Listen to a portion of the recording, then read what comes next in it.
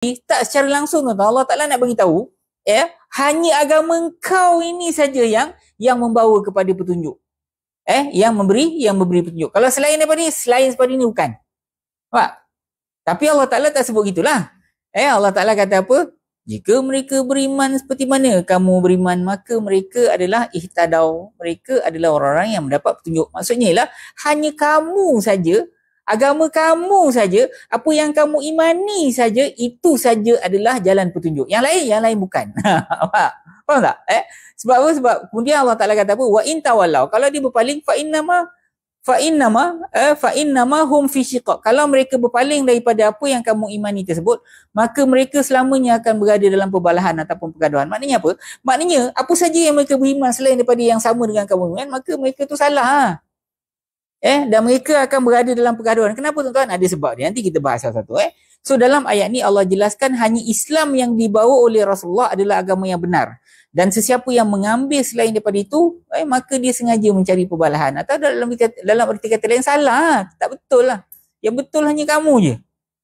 Ya? Okey. Allah jelaskan dia macam ni tuan-tuan. Senang cerita ginilah.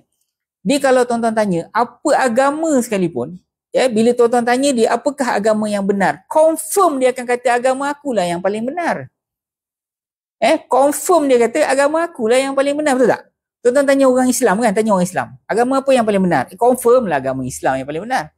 Sama juga macam tuan-tuan tanya orang Kristian. Agama yang paling benar? Yang paling benar agama ke? Agama akulah. Agama Kristian yang paling benar. Tanya orang Yahudi. Serupa juga tuan-tuan. Tuan-tuan jangan tanya tu. Tuan-tuan tanya orang Hindu pun sama tuan-tuan. Agama apa yang paling benar? Agama Hindu lah yang paling benar. Jadi yang itu tuan-tuan, kita tak boleh nak sangkal, kita tak boleh nak nafikan. Jadi maknanya Allah Ta'ala dalam Al-Quran ni kita percaya. Dia orang tak percaya lah, lantak dia lah. Tapi kita percaya. Quran kata, Allah Ta'ala kata, Quran kata Islam lah yang paling benar. Agama yang dibawa Rasulullah itulah yang paling benar. Betul tak?